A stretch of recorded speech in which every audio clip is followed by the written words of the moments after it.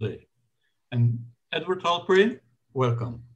It's a privilege for us to host you here today in the screen of the Turkish Society for Radiation Oncology. Welcome. Thank you. And I just want to talk about a couple of slides about the life of the Edward Halperin. We all know him as one of the greatest names of the radiation oncology. He's the pioneer of the pediatric radiation oncology. He's the creator of the textbook, the first textbook on pediatric radiation oncology. And now it's in the 6th edition. He's also the current editor of the textbook, Perez and Brady's Principles and Practice of Radiation Oncology. Also, he's the author of numerous articles and documents on radiation oncology. He had an internship in internal medicine at Stanford, and then a residency at Harvard Medical School at the Massachusetts General Hospital. He also holds a Master of Arts in History from Duke University. And through his career, he was the chair of the Department of Radiation Oncology, then Vice Dean, then Vice Chancellor for Academic Affairs at Duke, where he was there for 23 years, almost a long career there in North Carolina. And afterwards, he moved to Kentucky as Dean of the School of Medicine at the University of Louisville, and also the Ford Foundation of Professor of Medical Education, Radiation Oncology, Pediatrics, and History, and then to become the University Vice Provost. And currently, he's the Chancellor and CEO of the New York Medical College. He teaches on radiation oncology. Also, he has a lot of works and teaches on science philosophy, paleo oncology, and medical education. He has a lot of interest and a very colorful personality. And again, welcome Ed Halperin. I just want to tell you how I met Ed Halperin. In 2005, I was being interested in pediatric radiation oncology. In 2005, I find myself in the Duke, and for 3 months as a visiting scientist. And there I had opportunity to see patients, to work with Ed Halperin, to see how he's handling patients, how he's managing, how he's prescribing, how he's evaluating. These were good old days for me. And then in the Pediatric Radiation Oncology Society, we meet and collaborate a lot of times. Ed, let's start with your collection of finger puppets. I know you had a lot of finger puppets. You see one of them is here. Sometimes these are very small. Sometimes they are not so small, they are large. And these finger puppets, you used to calm down the child when sometimes they are crying, and you used to them. And I like this very much. Can you tell us more?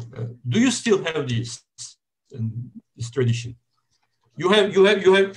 Ah, it's already there. Yes, I still have them. If you'd rather interview the puppet than me, that would be fine. You can talk to the puppet. I'm afraid the puppet doesn't speak Turkish, though. So, no, but I'm sure the kids will like all kinds of puppets. And when coming back from Duke, I still sometimes I carried one in my pocket, but each time I lost and could not replace it with other one. But you have a very nice collection of and very good technique of calming down the child. I always keep little puppets in the pocket of my white coat or in the pocket of my suit jacket, and I still use the puppets. Now, the problem is, you see, in 2005, when you first met me, there were not video games. Everyone didn't have a little electronic toy. So children now are less interested in puppets than they used to be because they're not electronic. But I still use them for the physical examination. For example, what do you do with an adult to test the cranial nerves? Look at my finger, watch it move. This does not interest a child. But if you say to the child, look at the puppet move, then you can watch the motion of the eyes. If you want to listen to a child's lungs, you can hold the puppet with your right hand and put your stethoscope on the chest with your left hand and listen while the puppet diverts the child. Same for auscultating the heart. So I keep finger puppets because they're small, and for some of the children, it becomes a game. What puppet would you like Dr. Halperin to bring tomorrow? Would you like a duck tomorrow, or would you like a lion tomorrow? Or would you like Mickey Mouse, or would you like Winnie the Pooh? And then the child tells you, and then the next day you bring a different puppet. And so instead of being the man who makes the big machine make noises, you become the man who brings the little puppet. And I like the man with the little puppet. He comes and plays with me with the puppet. And for children between the ages of about 18 to 20 months, up until 6 or 7, the puppets can be diverting and a very useful clinical tool. So I now have perhaps 30 to 50 puppets. I still have the puppet in your picture, the little moose. Yeah, yes, really? I have lots of puppets and I still use the puppets. Good. And do you still see patients now? You're in a top position of a university. And I know you like treating patients and seeing this. Do you still continue or find time in your busy schedule? Yes, I still see patients. Absolutely.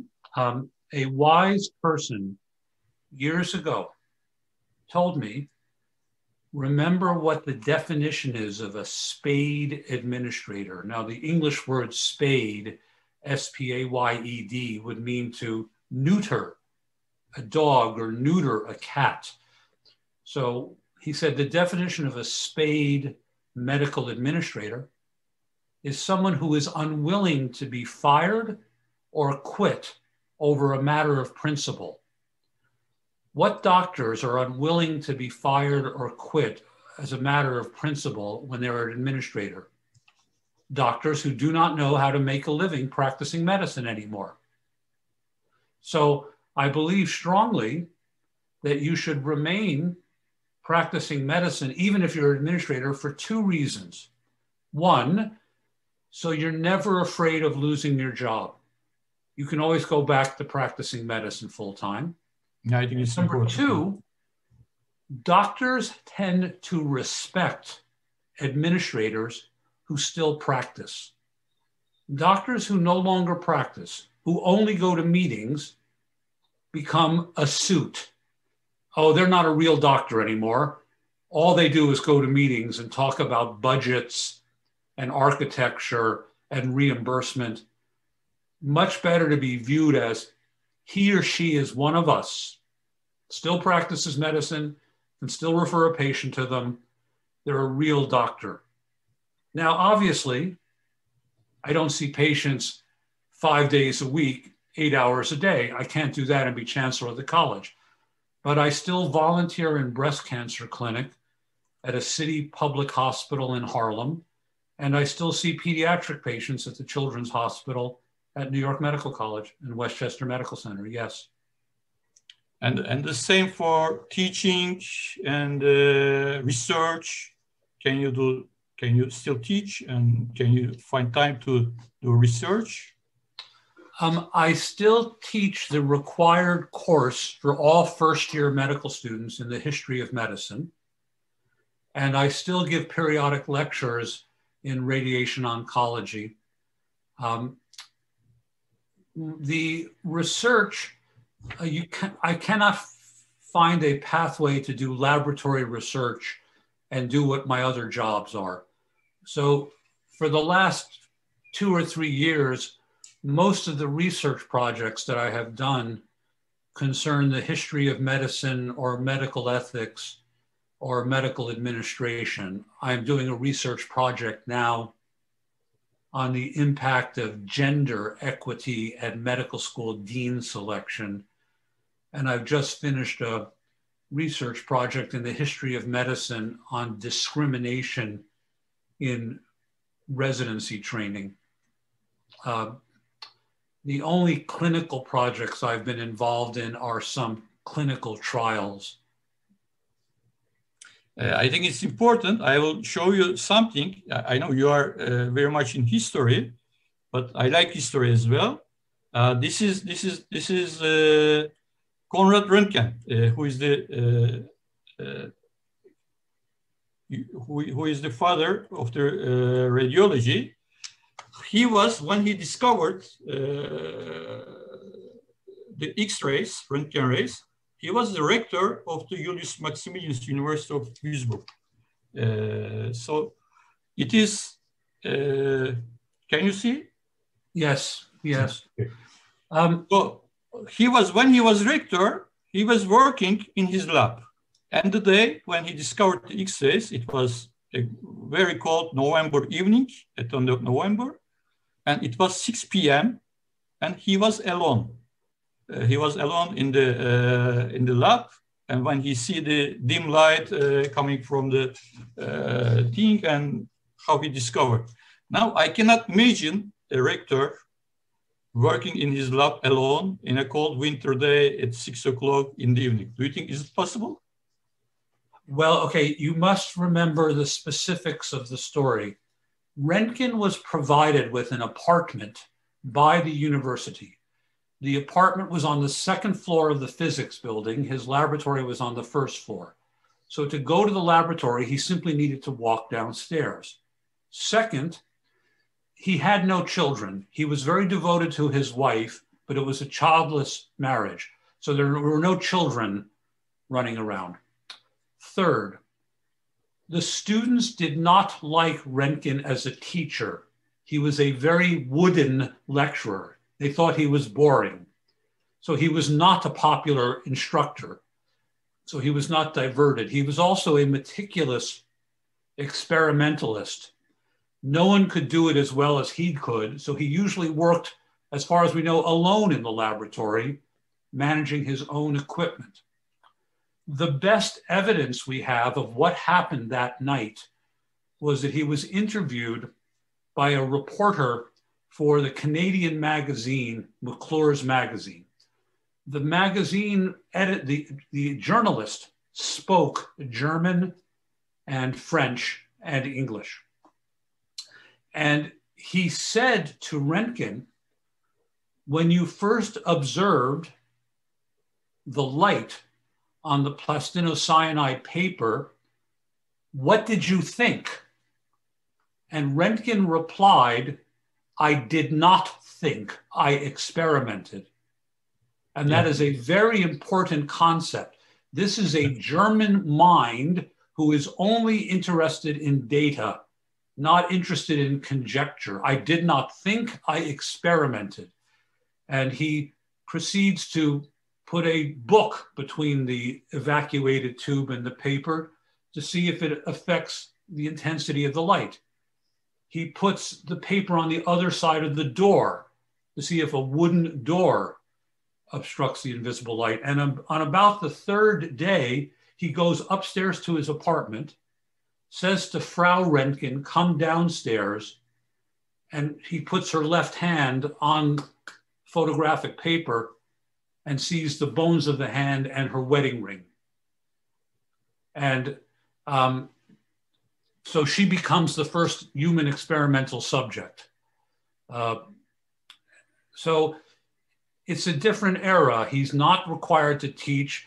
In the German universities, the concept of rector has many ceremonial functions, but he has the perfect setup to do science. He has a 30-second walk to the laboratory every day from his apartment. Dismiss, if you are married and you have kids, then it's done. You can yes. Yes. If you want to read something marvelous, read Röntgen's letters to his wife when he gets the Nobel Prize. He gets the Nobel Prize about 8 years after the discovery, and he leaves his wife home. He goes by himself.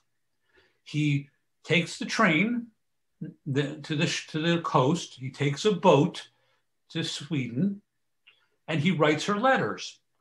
And he has met the other Nobel Prize winners, and he says, very interesting people to talk to. We'll be home soon. Very matter of fact. And then he goes right back to work. He was happiest working. His hobby that we know of is he liked to hike. He liked to go for long walks. Yeah. Okay, if we come today from Röntgen's day, now everything started there. Now we are modern radiation oncologists. There is a book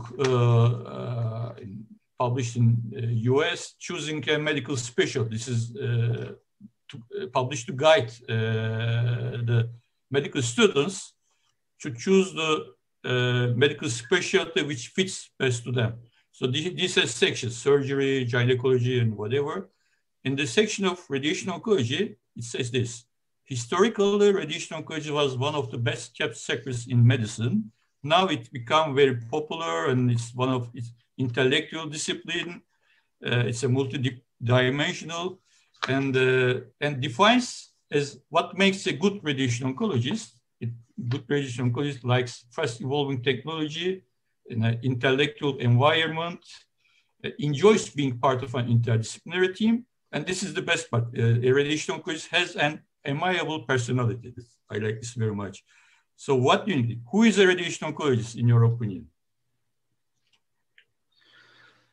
A radiation oncologist is a physician interested in cancer who has particular expertise in the role of ionizing radiation. And it is very important that it be said in that order. A physician interested in cancer who has an interest in ionizing radiation. The danger of radiation oncology is if someone says, the first thing I am is a technologist, or the first thing I am is a radiation oncologist. And therefore, I think there are many things to argue with on your slide. For example, what makes a good radiation oncologist? The first item on the checklist is likes fast evolving technology. I would submit that that is a problem. The grand debate of radiation oncology is the debate between physics and biology. And a problem for the specialty is if people emphasize engineering and physics to the detriment of biology. So to say the first thing on the list is likes technology, I think is a mistake. The third item on the checklist, can cope with treating patients who are terminally ill. This, of course, is a misconception about radiation oncology, that all the patients are palliative and that it is not a curative modality, when in fact it is a curative modality for many patients. And the fifth item on the list has an amiable personality. It is considered the 3 A's of being a successful radiation oncologist. They are 3 A's. 3 A's: available, amiable, and able. To be a successful radiation oncologist, to be available, amiable, and able. And let's think about that. Available. Available, yeah. A surgeon or a internal medicine doctor or a pediatric medical oncologist, when they want a radiation oncology consultation, they want it now. They don't wish to be told you can have an appointment in 3 weeks, or I'm very busy. So you should always have your clinical schedule so that there's openings for patients immediately. You should be available. You need me to come see your patient in the hospital? I'm coming right over to see your patient in the hospital. You need an appointment for your patient? Will this afternoon be soon enough? Or do you want me to see your patient this morning? Number 2, amiable. Don't be grouchy. Don't be angry. Oh, I'm very busy. I don't know. thank you for this very interesting consultation. We're happy to see your patient. We are always at your service. And number three, able. You actually ought to know what you're doing. You ought to be expert in what you're doing, but you don't get to show that you're expert in what you're doing unless you're available and amiable. If you are available and amiable, then you can show if you're able to deliver proper therapy, but you don't get to number three unless you're good at number one and number two. 3 A's of radiation oncology: available, amiable, and able. In the United States, there is tremendous demand for positions in radiation oncology residency compared to supply. There will be 85 to 100 residency positions open each year, and usually 170 to 200 applicants typically. If you make a list in the United States of the most difficult specialties to get into in the United States now, it's ophthalmology, orthopedic surgery, dermatology, radiation oncology. It is same here in Turkey. Recently, well, I can say it was really one of the best kept secrets. When I started radiation oncology, I was not aware what is it. But now it is very popular here as well, and it's getting the top positions. And in one of your articles, you say, why have so few radiation oncologists become medical school deans or university presidents in America and Canadian? Why do you think? You are now in a top position, and how many of radiation oncologists in top positions or in the administrative positions, and why it is so few? It is in Turkey, it's very few here as well. Well, to my knowledge, the first radiation oncologist to become a dean in the United States was Samuel Hellman, when he became dean of the University of Chicago. The second was Alan Lichter, when he became dean of the University of Michigan. And the third was me, when I became dean at the University of Louisville. And to my knowledge, the first to become a university president or chancellor in the United States is me, as chancellor of the New York Medical College. New York Medical College has a medical school, a dental school, a graduate school, a nursing school, and a school of health professions for fields like physical therapy, speech pathology, public health. So I'm the first. So your question is why? I believe there are two reasons. One is simply numbers. There are more surgeons and internists and pediatricians and psychiatrists than there are dermatologists or radiation oncologists. And so there's a larger pool to draw from. But the more troubling reason is what I believe is the second. And that is, I prefer to stay in the basement and treat my patients. If you stay in the basement and don't get out of the basement, then the other doctors will treat you like a button pusher in the basement who likes to look at 3D images on the computer. In order to be part and parcel of the academic medical center, you have to get out of the basement and take a walk. You have to make rounds. You have to admit your own patients to the hospital when they need to be admitted and take care of them. You have to go to conferences. You have to agree to be on the curriculum committee or the library committee or other committees of running the hospital and the university and be seen. Otherwise, you'll be treated like an ancillary. That's, I think, the more serious problem. That's what we complain here as well. I think it's a common problem everywhere. And then when the patient, you ask the patient, who is your doctor, the cancer patient, he always shows the medical oncologist instead of a radiation oncologist. This, I think, is a common problem everywhere. And, well, you know, to some extent, radiation oncologists have brought this upon themselves. You know, in Shakespeare, the fault, dear Brutus, is not in our stars, it is in ourselves. As radiation oncologists began to refuse to admit their own patients and had their own inpatient service, they became less visible. When I was a resident, we admitted our own patients and took care of them. When I became an attending physician, I admitted my own patients and took care of them in the hospital myself. I did not say, oh, this patient is sick, call medical oncology.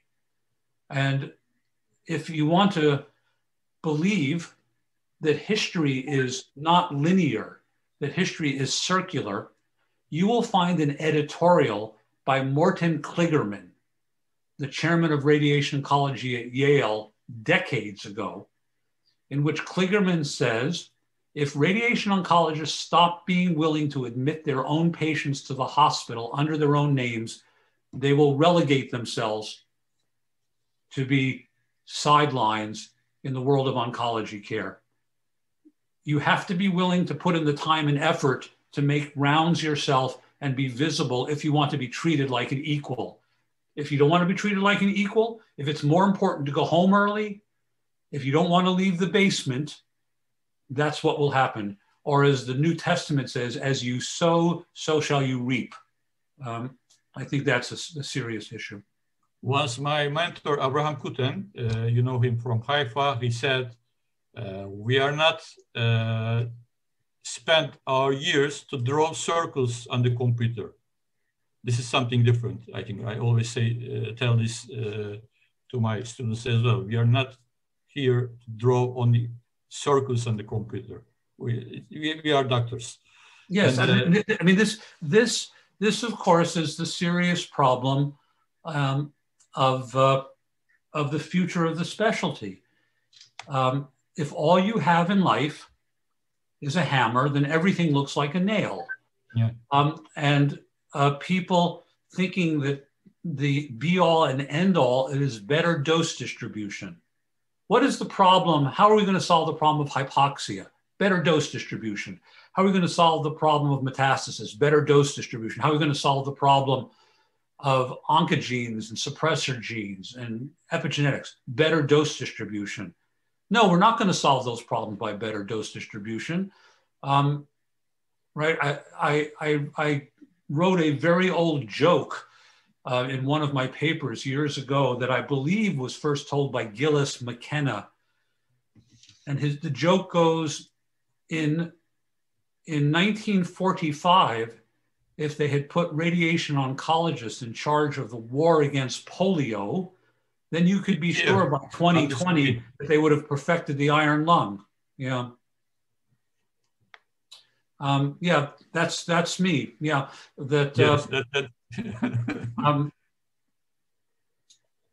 we need to spend more time, I believe, worrying about biology. I mean, think about your slide about Röntgen.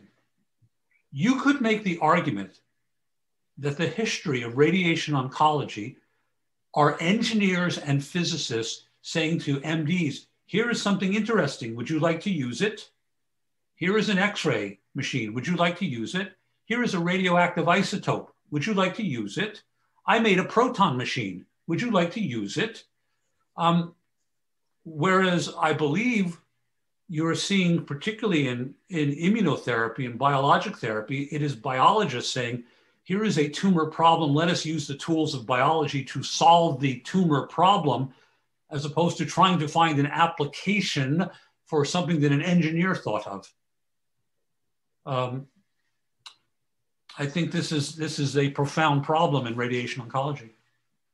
So then you write an article, a series of comments, and you said, I believe radiation oncology faces at least 3 essential questions. Can you tell something more about this? You already start mentioning about it.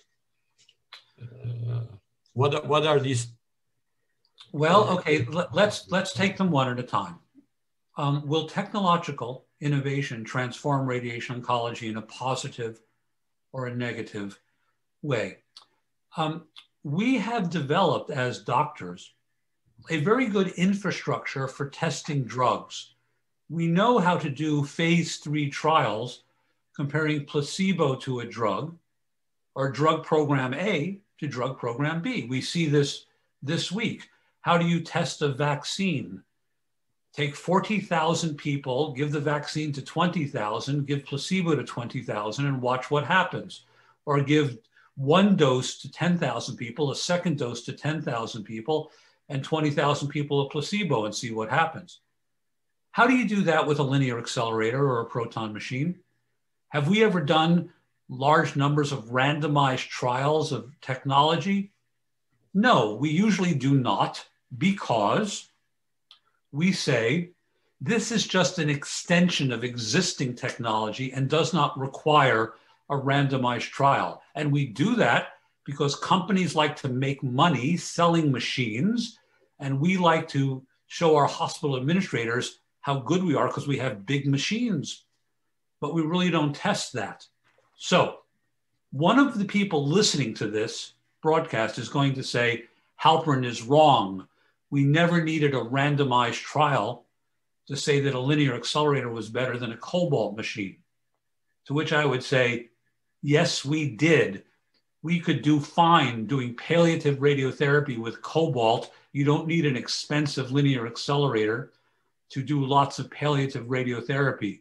Cobalt machines don't break, they're reliable, and they're less expensive. And the fact that we never did a randomized trial doesn't mean that we should not have in certain situations. I bet they would have been negative, and we would have spent more time doing palliative therapy with high throughput, inexpensive machines. What is the negative of technology? Less economically developed countries. We have large numbers of countries in the world with little or no radiotherapy whatsoever. And what do they want to do? They want a proton machine instead of multiple low-cost machines to provide reasonable service to the population. Number two, is particle therapy essential? The rush to have proton machines, carbon ion machines, other types of particle therapy is drawing away time and resources from many patients. We spend so much time doing complicated protocols for treating cancer that these protocols are not applicable to less economically developed countries. Most of the burden of cancer in children are in less economically developed countries. We need to spend more energy having reasonable amounts of clinical service rather than saying it's either nothing or a proton machine. And the problem of the proton machine is also that there is a finite amount of resources to spend on things. And the more money we spend on overpriced technology, the less money we spend on women and infants nutrition, vaccination programs for children, treatment of parasitic and infectious disease. Will we be able to reproduce ourselves as a specialty? It will be a problem if we spend all our time, as you say, drawing circles on pieces of paper rather than worrying about biology. That's how I would summarize the problem. So then how can we measure the optimum? If you complain of overpriced technology, and I remember from your talks and your papers, can we measure it? What is optimum in radiation oncology? Of course we can measure it. As long as we actually measure it in people, not on Excel spreadsheets. The problem in radiation oncology, I think, in part is, look, this technology is better. It makes a better dose distribution. A better dose distribution is not the same as a better patient outcome, and it is not the same as less side effects. If I told you I had an aspirin tablet, and the aspirin tablet would make your headache go away, and the aspirin tablet had zero risk of tinnitus and zero risk of gastritis, but it cost $1,000 a pill. would you take that pill if you had a regular headache because you take 2 aspirin for a headache about once every 3 or 4 months? No, you wouldn't, but it has a better dose distribution. It only goes to the headache. It doesn't bother your stomach or your 8th cranial nerve. No tinnitus? Yeah, but it's just a headache, and I'm not going to spend $1,000 for an aspirin tablet. Now, the problem for radiation oncologists is we want to spend tens of millions of dollars on a proton machine because it has a better dose distribution without testing it, right? Is the cure rate for prostate cancer better with a proton machine than a linear accelerator? Well, first of all, a lot of people with prostate cancer don't need to be treated at all. And the best way to minimize radiation dose in prostate cancer is not protons, it's observation as treatment. So yes, we can measure technology, we can measure its optimum technology as long as we do it in well-designed clinical trials in people and not say the technology is better because the computer spreadsheet and dose distribution looks better. Maybe with the exception of children. But I feel that United States is a champion of this unnecessary technology, unnecessary machines. Do you agree? Oh, yes. Regarding other parts of the world. Yes, yes. The Americans want everything, and they want it on the street corner. It's not only proton machines, Da Vinci robots. The proliferation of Da Vinci robots in the United States, the proliferation of use of MRs and CT scans when they're not necessary, the number of Americans who still get, quote, routine yearly EKGs and chest x-rays when we know that that does not affect mortality rates is a crime. Far better in national health systems where there are guidelines of what is and what is not approved. By the way, I want to tell to our viewers that you can send your questions. There's a button on the screen, and if I will forward your questions, direct your questions to Dr. Halperin. And then if I go back to pediatric radiation oncology. So when I started pediatric radiation oncology, the late, our great teacher, Lale Atahan, Professor Lale Atahan, she was doing pediatric radiation oncology in Ankara. In one of the meetings, she asked us, we were in a course, pediatric course. The guy, she said, do you think there is a pediatric radiation oncology specialty? Then we were young. We said, of course, yes. She said, no. 2 things will be empty. The one, your pocket will be empty. The second, your brain will be empty because there are not too many patients and you will not see many kids. And it is not possible to become a pediatric radiation oncologist. And I know you have the same idea and the subspecialty training or certification for pediatrics. Do you still have this idea? The role of radiotherapy in the management of childhood cancer is in general declining. When I went into this specialty, I treated patients with retinoblastoma, histiocytosis X, Wilms tumor, frequent use of total lymphoid or subtotal lymphoid irradiation in Hodgkin's disease. When was the last time you had a referral for primary treatment of retinoblastoma? When was the last time you gave radiotherapy for Wilms tumor or for histiocytosis X? In many of these disciplines, including, as I alluded, in Hodgkin's disease, the role of radiotherapy is declining. Much of pediatric radiotherapy is the treatment of brain tumors. And if you happen to work in an institution that uses total body irradiation for bone marrow transplant for leukemia, we're certainly not giving prophylactic whole brain C2 irradiation for acute lymphocytic leukemia like we used to. We're certainly not doing routine testicular irradiation for testicular relapse of leukemia like we used to. So there are fewer and fewer cases in the economically developed world. Will your brain be empty? No, because if you train as a radiation oncologist, there are certainly areas of adult oncology that you can continue to practice in that are correlated with pediatric radiotherapy. For example, it is common that pediatric radiotherapists take care of adults with brain tumors. It is relatively common that pediatric radiotherapists also used to take care of the ophthalmic radiotherapy, choroidal melanoma or ocular metastasis.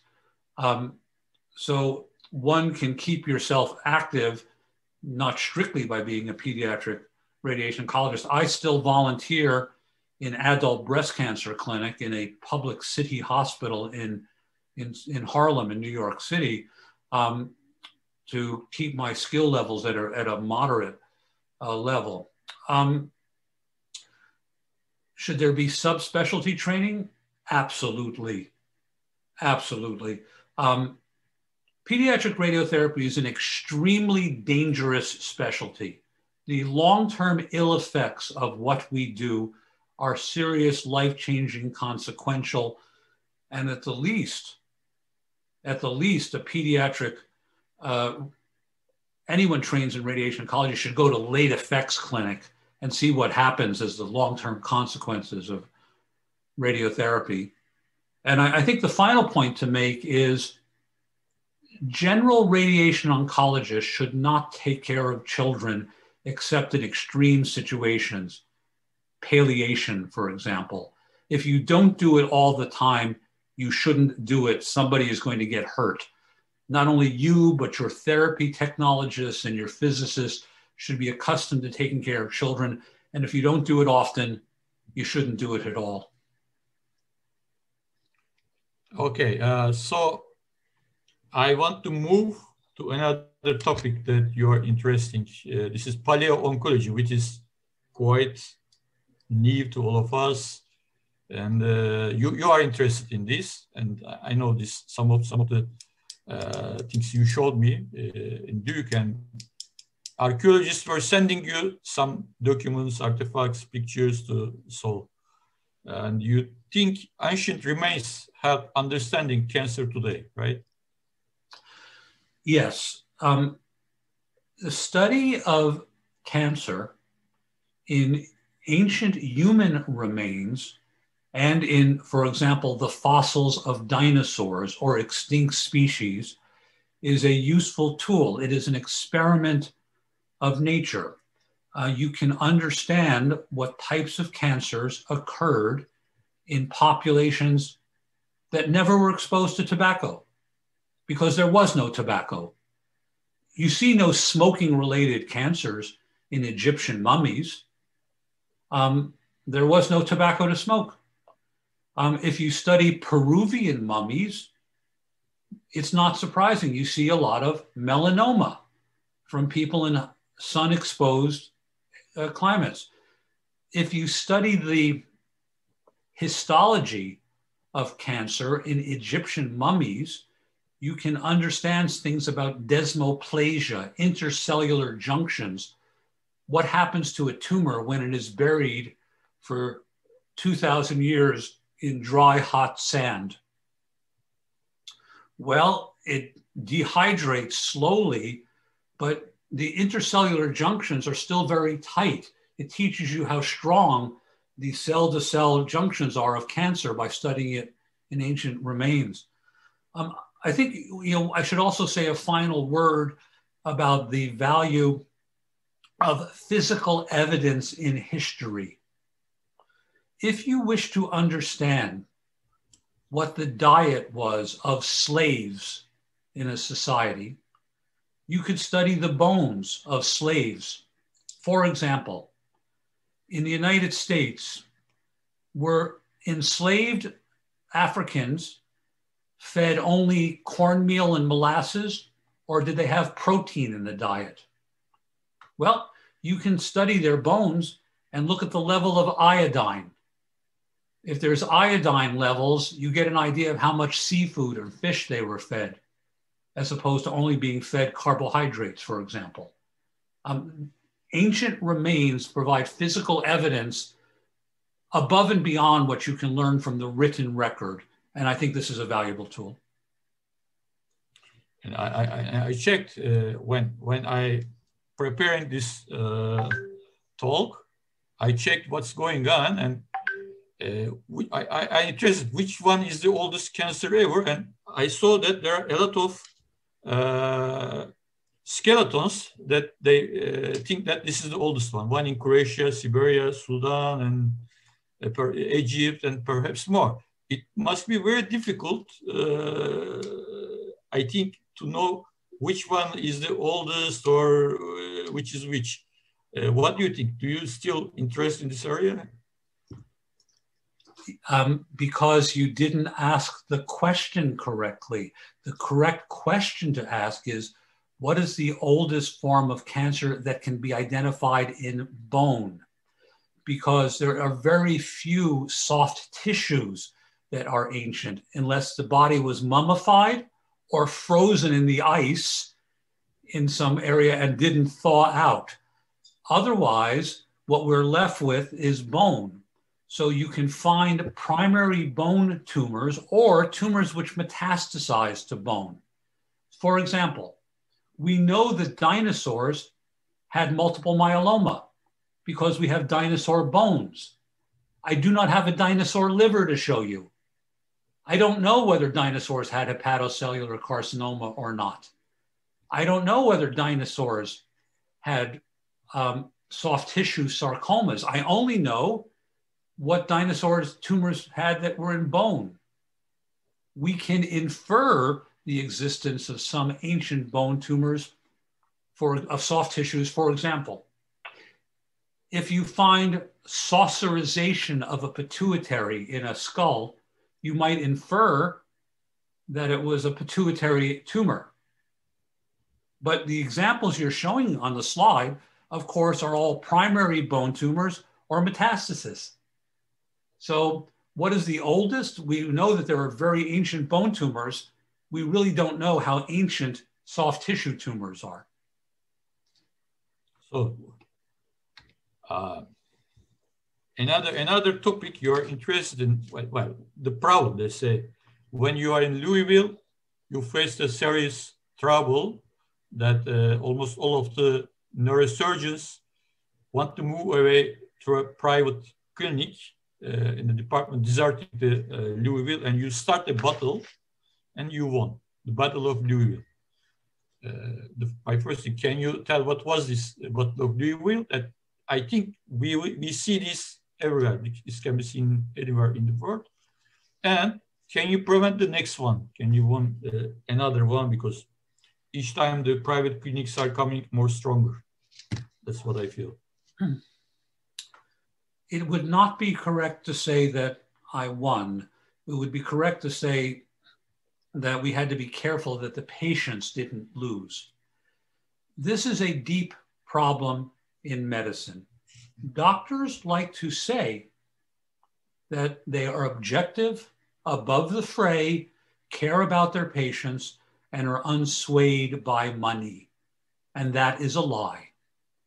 Doctors often make recommendations for therapy to their patients based on how much reimbursement the doctor gets or how much the doctor's ego is improved by publishing more papers. And this is a force which is very disruptive in medicine. The modern problem are doctors who refuse to take emergency room call without being paid to take emergency room call, doctors who don't want to take care of patients that don't pay well, doctors who don't want to take care of emergency patients at all because they don't like to get up at night. So in some specialties like ENT, orthopedic surgery, and neurosurgery, we have some doctors saying, I'll see the patient in the morning. I won't take trauma call. In some fields, we have doctors saying, I'm leaving the university to go to a private clinic where I'll get paid more and good luck to the university, or I refuse to take national health insurance, or I refuse to take Medicare, cash only, and you can worry about the insurance patient. I just want to be paid cash. This force to move doctors worried more about their income than the care of their patients is a very dangerous problem. So your question was, how can I prevent the next one? I think we can prevent the next one. I do not think that the average patient, if the average patient drove a Chevrolet and the doctor drove a Buick, I don't think the average patient minded. I don't think the average patient minds if the average doctor makes 1.5 or 2 or 3 times the average salary of a working person.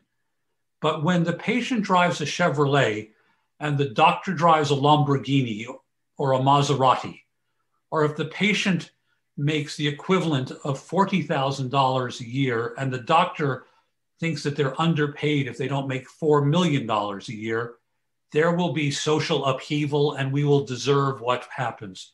How can we prevent the next one? A national health service with single party reimbursement to take the profit motive out of the practice of medicine.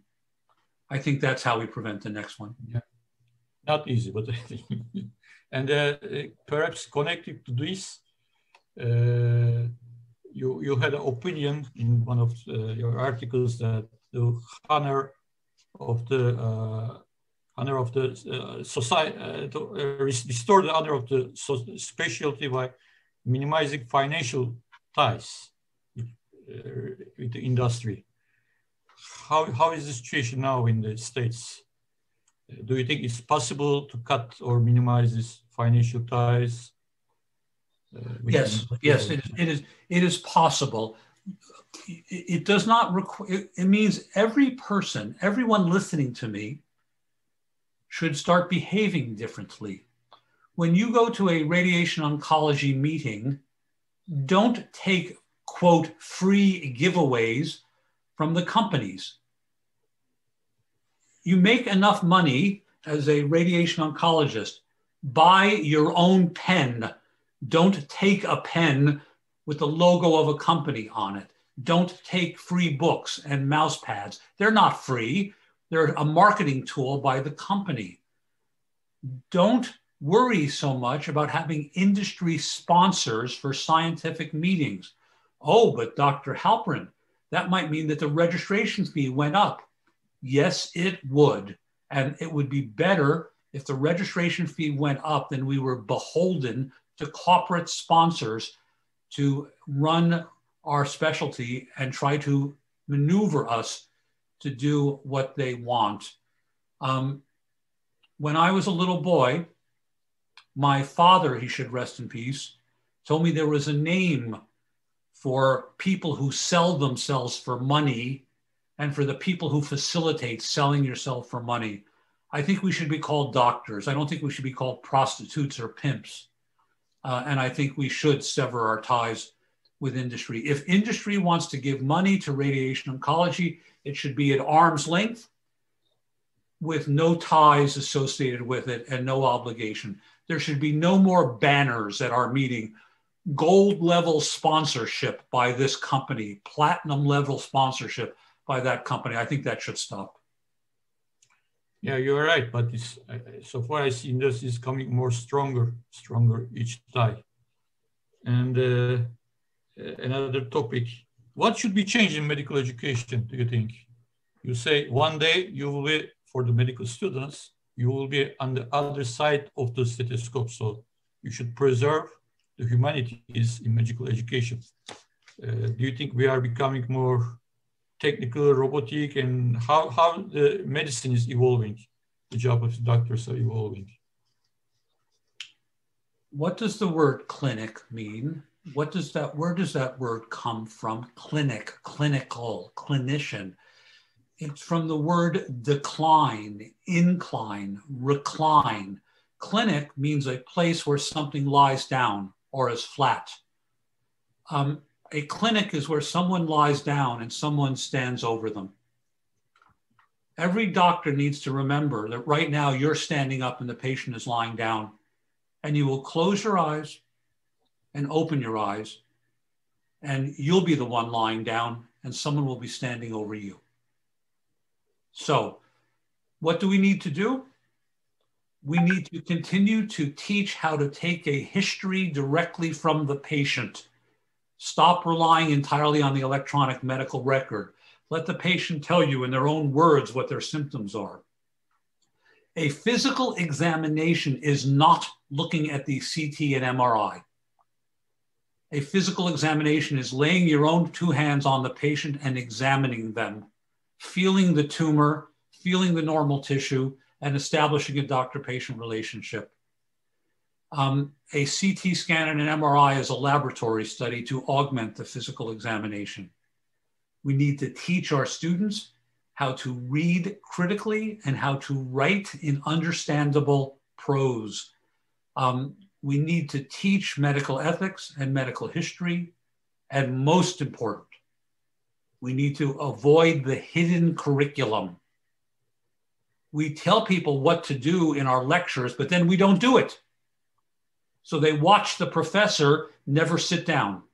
They watch the professor never take his or her hand off the doorknob of the examining room, sending the nonverbal message, I'm in a rush to get out of the room. I have more patients to see.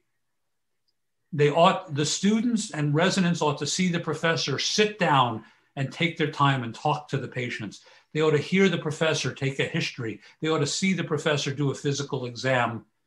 Then they will see the model of correct behavior and do better in the future. That's what I think. Thank you. Well, let's come to COVID. And a couple of, in the Barcelona meeting, of the PROS meeting, I remember very clearly, you said, every couple of centuries, a huge pandemic sweeps the world.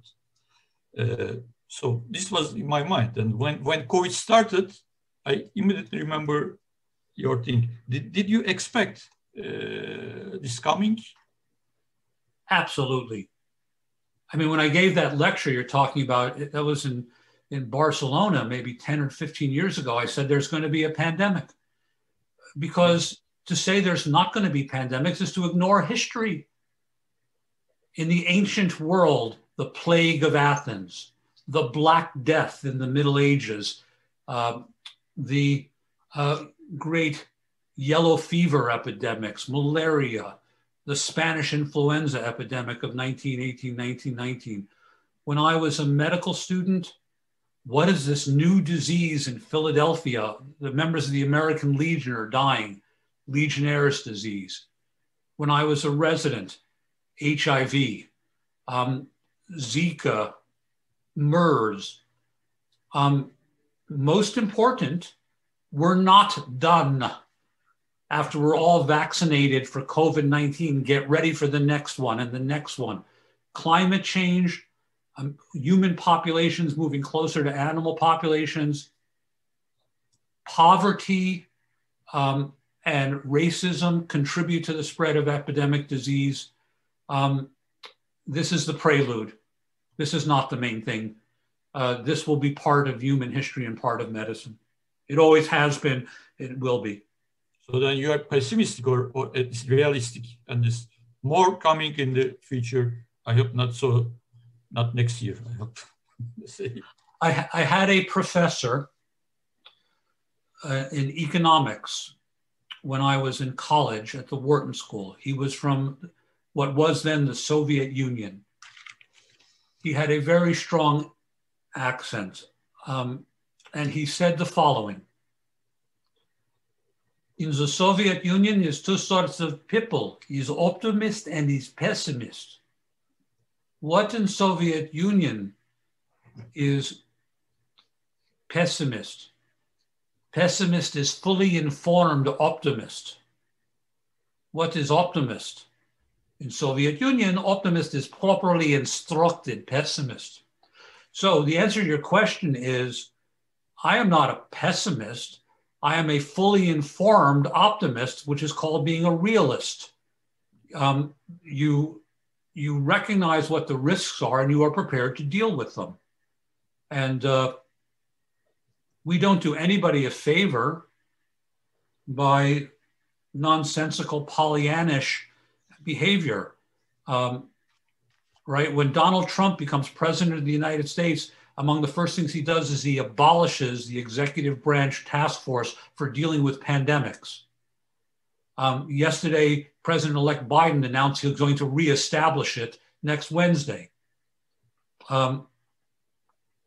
Realism. Prepare for the real world. Yeah. So who is you write another article about the vaccine. Who is first in line for the vaccine? So here in Turkey, the first line, the medical staff, as I said, we start today. We started today, starting from medical staff. But I don't know who should be in the first line. I don't have any idea. What do you think? Who should be in the first line? Or how is the situation in the States? You said you did not get there are 4 rules for who gets first for the vaccine. The magnitude of the benefit, the likelihood of benefit, the time duration of the benefit, and secondary effects of benefit. You give the vaccine first to people who are more likely to benefit, the elderly before the young. You give it to people who are more likely to benefit, someone who is more likely to have an immune response than someone who's not. You give it to people whom the duration will be longer, and you give it to people in whom the secondary effects will be better. Secondary effects means you vaccinate a nurse in the intensive care unit taking care of COVID patients before you vaccinate a hermit living by themselves in the woods who doesn't see anybody. So you follow the rules. And you make the question irrelevant by manufacturing enough vaccine so that everybody can get it. But while the demand is greater than supply, you use a 4 policy rule to decide who goes first. A four technique rule to decide who goes first.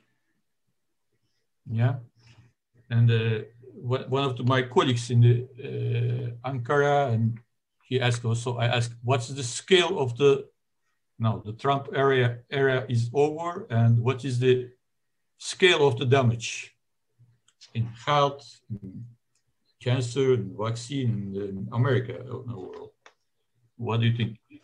Can America repair the damage quickly, or it will take time? The scale of the damage of our narcissistic president is extremely high. There are hundreds of thousands of people dead from disease, 5 people dead from mob violence, and people in the United States walking around armed with serious weapons because of the misbehavior of Donald Trump. It is a very dangerous and serious situation, but you would make a mistake to ever bet against the resilience and the strength of the United States and our constitutional system of government. The United States has survived direct invasion of our territory by the British in 1812 and the attack on the Twin Towers on 9/11. The United States has survived the Civil War, 2 world wars, epidemics, the Great Depression, and our democratic system has survived and continues to improve. So I deeply believe that the United States and our system of shared governance and contravening powers between the executive, legislative, and judicial branches and our federal system will survive and will prosper. And the very evidence of the fact that Donald Trump is not above the law and will be held accountable in the courts for his behavior is indicative of the power and the strength of the United States. You tell me any other country in the world where Richard Nixon resigned, where Bill Clinton apologized to the American people for his behavior. Strong men tend to get stronger and co-opt the military. Always remember, in the United States military does not pledge an oath to the president or the Congress. The armed forces of the United States take an oath I will defend and protect the Constitution of the United States against all enemies, foreign and domestic. That is very different than any other country. Our armed forces pledge to defend the Constitution, not a person. And that is a very reason to be optimistic about the United States bouncing back from this. Yeah, it's important, I think. There is a question about the, related to pandemics as well. So since many years for cancer, thousands of people doing research, and most of the budget in the medicine is going to cancer research, and very few for viruses or bacteria. But it was very successful. In less than 1 year, there are a lot of vaccines there. So why we cannot do it in cancer? I know it's different, but spending a lot of money, thousands, hundreds of thousands of people working on it. But in less than 1 year, the vaccine was there and treatment was there. Because prevention as a strategy is better than treatment. Because in cancer, we should be spending time and effort on elimination of the tobacco plague and elimination of endogenous carcinogens. Remember the work of Dahl and Pito. Most adult cancer is preventable. Lung cancer, head and neck cancer, a lot of bladder cancer, a lot of carcinoma of the cervix, a significant amount of carcinoma of the uterus, colon cancer are preventable by changes in the use of tobacco, alcohol, diet, and sexual behavior. And it is better to deal with cancer by stopping it from happening in the first place than treating it. We should be raising the price of tobacco to make it more and more expensive and make it harder for people to spend money on cigarettes and chewing tobacco. We should be raising taxes on sugary sweet drinks. We should be vaccinating people against HPV and increase the use of pap smears for cervix cancer. We should be working on obesity to reduce the risk of uterine cancer, to reduce the risk of breast cancer, and increase fiber in the diet to reduce the risk of colon cancer.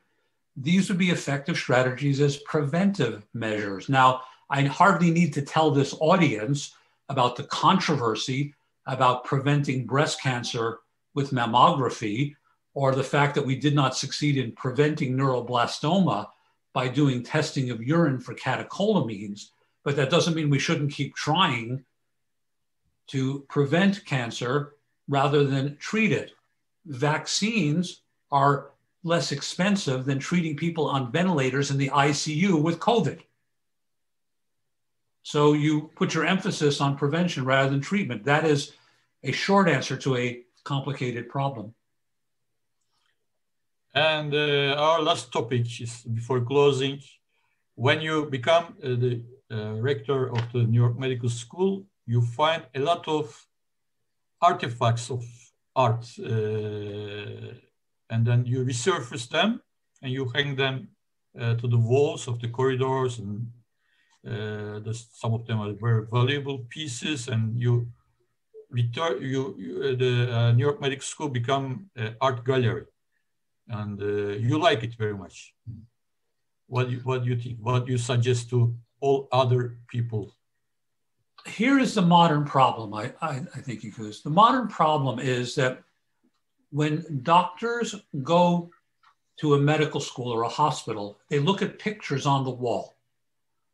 Who are the pictures on the wall? Typically, in most countries, they are old men. And in Europe and in the United States, they are old white men. And people say, do I belong here?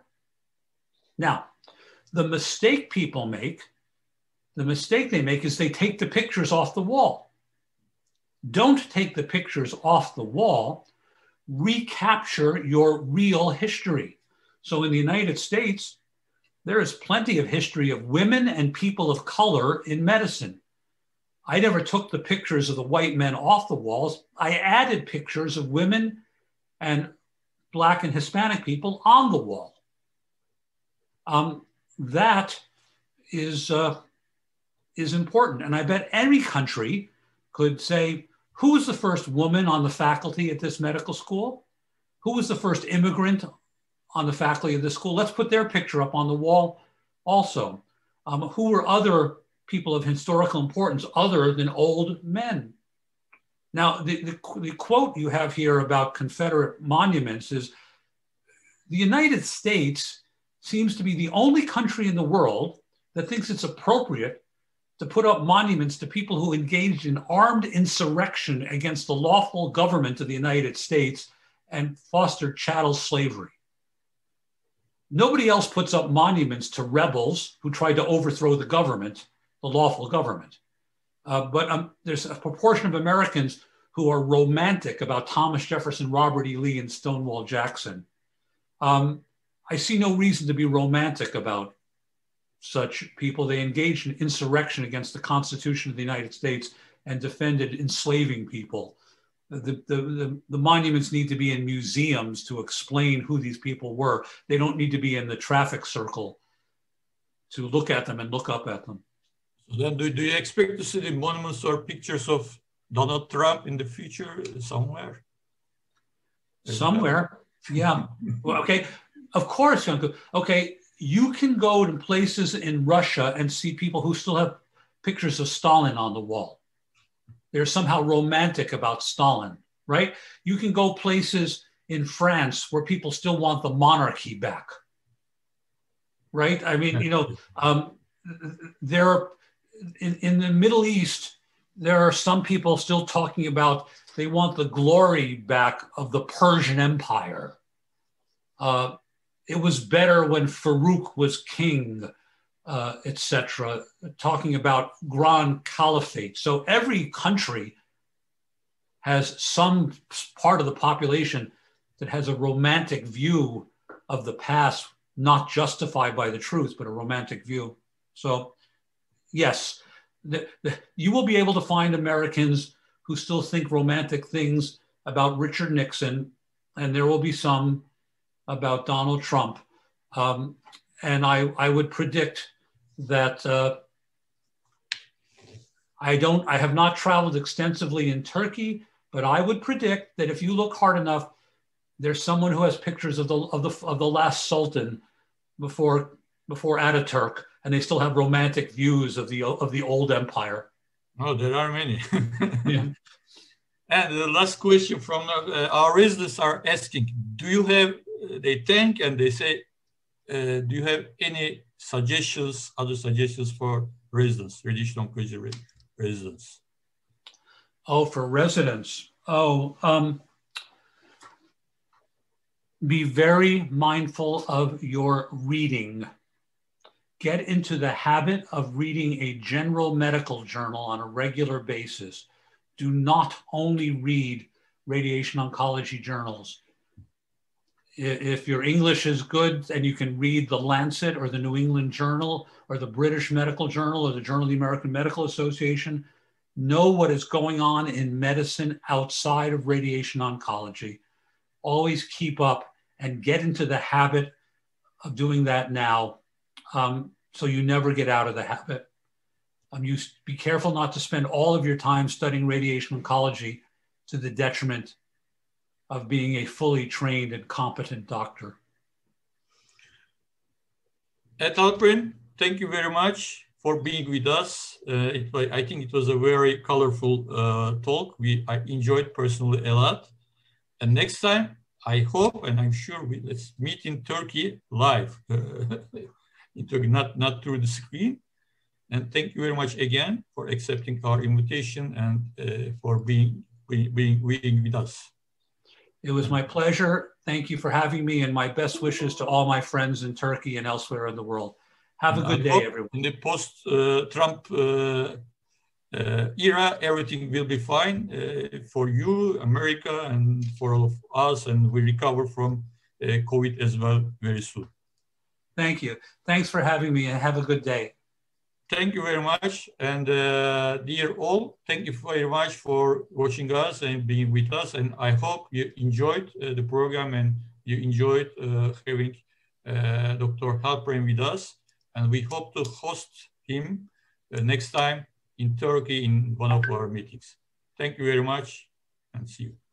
Bye-bye.